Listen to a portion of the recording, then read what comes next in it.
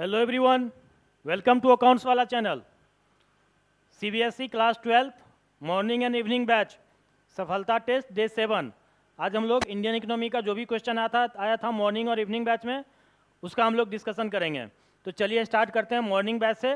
पहला क्वेश्चन हम लोग का था, planning commission the erstwhile central planning authority in India has been replaced by, यानी इंडिया में जो प्लानिंग कमीशन था वो रिप्लेस किया गया किसके द्वारा?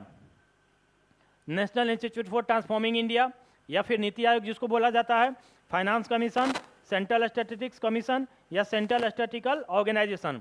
तो हम लोग पढ़े थे इंडिया में प्लानिंग कमीशन के बदले क्या आया था? नीति आयोग बना था। और ये कब बना था? 1 जनवरी 2015 को बना था। यानी कि प्लानिंग कमीशन के जगह पे क्या आया था? नीति आयोग। तो इसका आंसर क्या हो जाएगा? ए हो जाएगा। चलिए next question. In the first phase of green revolution output was restricted mainly to, यानी इंडिया में ग्रीन रिवोल्यूशन दो फेज में लाया गया था। पहला फेज क्या था? तो 1960 टू 1970, और दूसरा फेज क्या था? तो 1970 टू 1980। तो फर्स्ट फेज में जो ग्रीन रिवोल्यूशन को इंट्रोड्यूस किया गया था उसमें मेनली दो फूड ग्रेन को अडॉप्ट किया गया था। क्या क्या था? तो व्हीट एंड राइस। तो इसका आंसर क्या हो जाएगा? Wheat and rice. Otherwise second phase में हम लोग देखे थे कुछ और फूड ग्रेन को ग्रीन रिवोल्यूशन के अंडर लाया गया था, जिसमें ज्वार बाजरा और मेज जैसे क्रॉप्स था। चलिए next question. Which of the following is the limitation of green revolution in India? Limitation पूछ रहा है, या हम लोग बोलते हैं पॉजिटिव इंपैक्ट पूछ रहा है। यानी इंडिया में ग्रीन रिवोल्यूशन का positive impact, uneven spread, changing in farmers outlook, self sufficiency in the food grain production, या मैकेनाइजेशन ऑफ एग्रीकल्चर। तो हम लोग पॉजिटिव इंपैक्ट में पढ़े थे change in farmers outlook, sufficient food, self sufficient food grain production, और mechanisation of agriculture, यानी agriculture में मशीनीकरण। ये तीनों हमारा सही है। ये तीनों हमारा क्या है? ये हमारा पॉजिटिव इंपैक्ट है। लेकिन अनइवन स्प्रेड हमारा क्या था? अनइवन स्प्रेड हमारा निगेटिव इंपैक्ट था या लिमिटेशन था। यानी ग्रीन रिवोल्यूशन को पूरे इंडिया में लागू नहीं किया गया था, कुछ ही एरिया में लागू किया गया था, जो कि अनइवन स्प्रेड कहलाता है। तो इसका आंसर क्या हो जाएगा? ए। चलिए next question. Identify the correct sequence of alternative given in column 2 by matching them with the respective item in column 1, यानी एक दूसरे को कॉलम 1 को कॉलम दूसरे से मैच करना है। पहला क्या है? Marketed surplus, agriculture subsidies, industrial concession, small scale industry. तो हम लोग देखेंगे मार्केटेड सरप्लस क्या होता है? Surplus of farmers above his own farm consumption. तो ए का क्या हो जाएगा? ए का हो जाएगा 4। उसके बाद एग्रीकल्चर सब्सिडीज, तो एग्रीकल्चर सब्सिडीज क्या होता है? Wasteful consumption of resources. तो बी का क्या हो जाएगा? बी का हो जाएगा 1। चलिए इंडस्ट्रियल कंसेशन, तो इंडस्ट्रियल कंसेशन क्या होता है? टैक्स हॉलीडे, यानी टैक्स हॉलीडे के फॉर्म में इंडस्ट्रियल कंसेशन दिया जाता है। तो इसका क्या हो जाएगा? 3 हो जाएगा। और स्मॉल स्केल इंडस्ट्री क्या हो जाता है? लोकेशन फ्लेक्सिबिलिटी, कहीं पे भी इसको सेटअप किया जा सकता है। और ये 2 था। तो हमारा आंसर क्या हो जाएगा? 4, 1, 2, 3। तो किसमें है? 4, 1, 2, 3। आंसर हमारा ए हो जाएगा।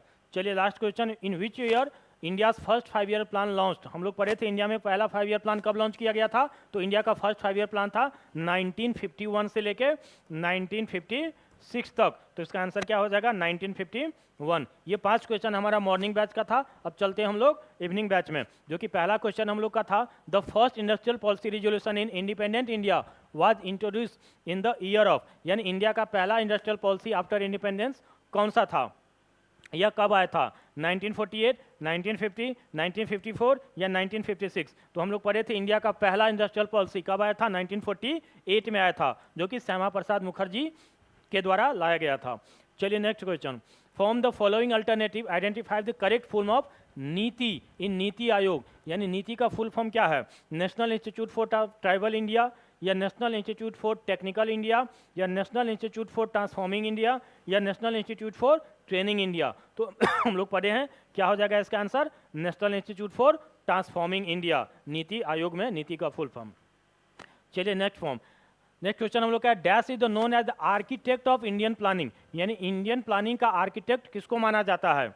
जवाहरलाल नेहरू, या पीसी महालनोबिस, या डॉक्टर मनमोहन सिंह, या डॉक्टर राजेंद्र प्रसाद? तो हम लोग पढ़े हैं इंडिया का आर्किटेक्ट प्लानिंग का किसको माना जाता है? पीसी महालनोबिस को। Indian architect of planning PC Mahalanobis. इसी तरह से इंडियन इकोनॉमी का फादर किसको माना जाता है? तो एम विश्वेश्वरैया। तो इसका आंसर क्या हो जाएगा? बी हो जाएगा। चलिए next, use of chemical fertiliser had lead to, यानी कि केमिकल फर्टिलाइजर का जो यूज होता है वो क्या लीड करता है, ठीक है, rise in following, rise in fall in following, rise in gross area under cultivation, या बोथ बी एंड सी। तो फॉलोइंग का मतलब क्या होता है, वेरन लैंड, जिस जमीन पे खेती नहीं होता है उसको फॉलोइंग बोला जाता है। तो अगर केमिकल फर्टिलाइजर का यूज बढ़ता है तो राइज इन फॉलोइंग होगा, यानी बंजर एरिया बढ़ेगा, जी नहीं, बंजर एरिया क्या होगा, फॉलोइंग एरिया क्या होगा, फॉल होगा, घटेगा। उसके साथ साथ rise in gross area under cultivation, यानी कि फर्टिलाइजर का यूज हो रहा है, यानी कि एरिया अंडर कल्टीवेशन इंक्रीज कर रहा है। तो आंसर हमारा क्या हो जाएगा, बी एंड सी बोथ हो जाएगा।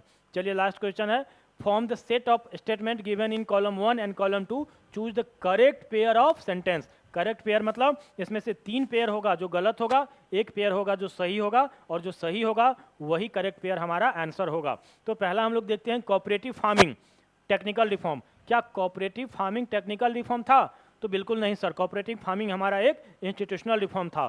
तो पहला स्टेटमेंट हमारा गलत हो गया। दूसरा, industrial policy resolution 1956, industrial licensing, सही है या गलत है, बिल्कुल सही है। इंडिया में लाइसेंसिंग सिस्टम कब आया था, तो इंडस्ट्रियल पॉलिसी रिजोल्यूशन 1956 से ही आया था, इसीलिए आईपीआर 1956 को इंडस्ट्रियल पॉलिसी भी माना जाता है। तो ये तो हमारा सही होगा। अब दूसरा भी चेक करते हैं हम लोग, industrial concession given to industry expanding to existing firm. क्या इंडस्ट्रियल कंसेशन इसलिए दिया जाता है ताकि इंडस्ट्रियल को एग्जिस्टिंग फर्म, जो भी उसका इंडस्ट्रियल फर्म है उसको एक्सपेंड करने के लिए, बिल्कुल नहीं। इंडस्ट्रियल कंसेशन इसलिए दिया जाता है ताकि बैकवर्ड रीजन में इंडस्ट्री को सेटअप किया जा सके। तो ये भी हमारा क्या हो जाएगा, गलत हो जाएगा। Next, import Kota, import item पे अगर कोटा लगाते हैं तो lower the price of imported commodity, या इंपोर्टेड कमोडिटी का प्राइस उससे क्या हो जाता है, कम हो जाता है, तो बिल्कुल नहीं सर, लोअर नहीं हो जाता है, क्या हो जाता है, हायर हो जाता है। यानी इंपोर्ट पे अगर हम लोग टैरिफ लगाते हैं या कोटा फिक्स कर देते हैं तो उससे क्या हो जाता है, इंपोर्टेड आइटम का प्राइस महंगा हो जाता है, तो हायर हो जाता है। तो ये भी स्टेटमेंट हमारा गलत होगा। तो करेक्ट हम लोग को चूज करना था, तो करेक्ट क्या हो जाएगा, सिर्फ बी हो जाएगा। तो चलिए ये था हमारा डिस्कशन इंडियन इकोनॉमी सफलता टेस्ट डे 7 का। पढ़ते रहिए, मुस्कुराते रहिए, मिलते हैं नेक्स्ट टेस्ट में, तब तक बाय, थैंक यू।